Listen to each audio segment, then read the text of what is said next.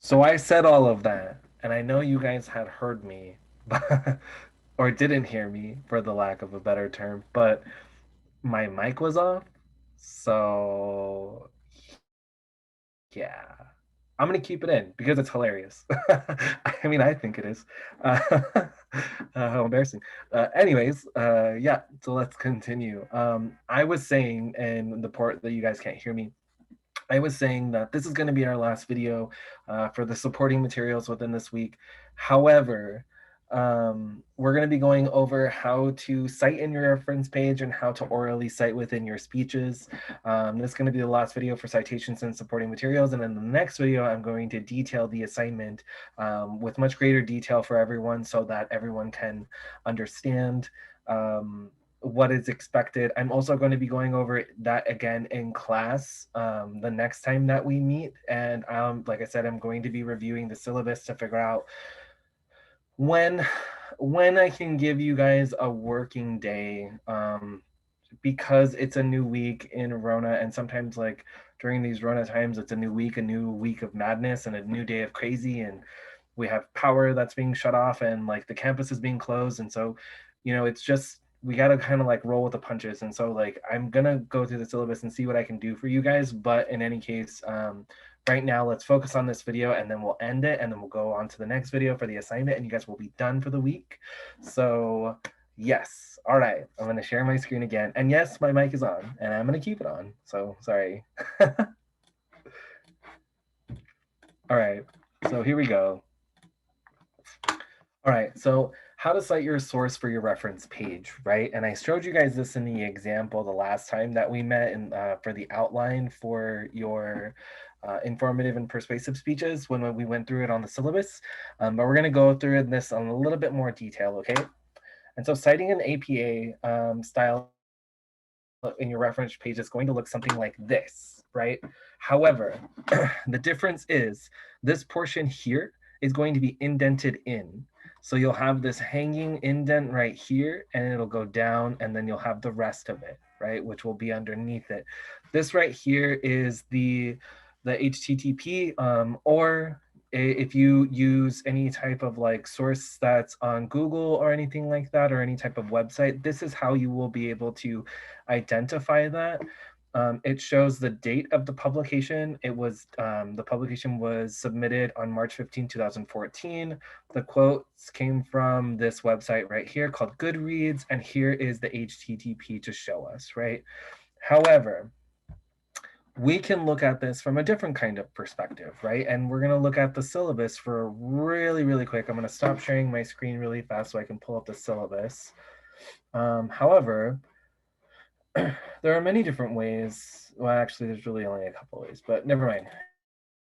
In any case, the way that we're going to be doing citations within our class is going to look like this. And so here we have our syllabus, right? So if we scroll all the way down past the weeks, right, we find the outline, right? This is an example of what an outline is in APA style. And so this is what your outline is going to look like, right? And so here, as we referenced in the earlier videos, here is the direct quote, right? The only problem with this direct quote right here is that there is no citation. I would have loved to see a citation right here. However, what they did was they said, and this is their speaking outline. So this is how it'll be read, right? So it would say, according to an FAQ page on the Maine Coon Cats Breeders website in 2003, and then they give the quote, right? And then it keeps just kind of going like that.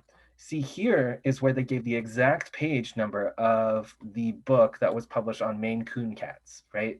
So this is the reference that I want you guys to use for your speaking outline. So this entire outline, the way that it's constructed, I would like to see it exactly the same way.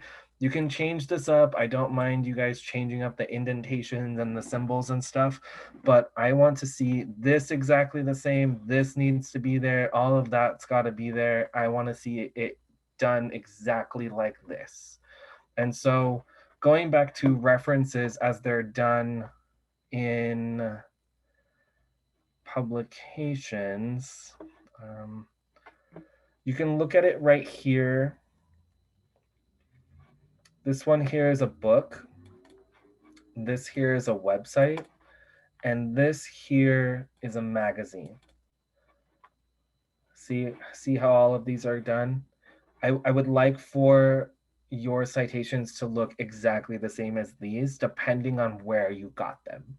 Okay, and then there is a reference to OWL Purdue, Purdue University, that you would be able to find all of that information as well and show you how to exactly do that.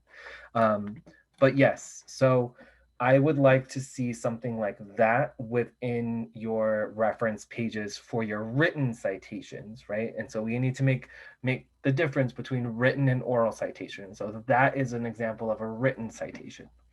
However, an oral citation, it's going to sound something like this, right? So virtual reality has proven to have promise in the world of identity and society. Professor Shane Burrell, virtual reality researcher from California State University, San Bernardino, states in the Journal of Computer Mediated Communication in 2019, and I quote, VR provides a look at the life of someone who is not themselves. It gives the user the possibility to construct an identity that embodies an aspect of their life they wouldn't be able to display in their own reality. End quote. This is exactly how you will orally cite any type of citation or a direct quote from anyone. This will be your oral citation, right? So use this. Stop the video, press pause, do like a snapshot or something like that. Use this exact verbiage in how you will be able to do your oral citations, because I'm not going to be able to recognize it unless I have some type of keywords.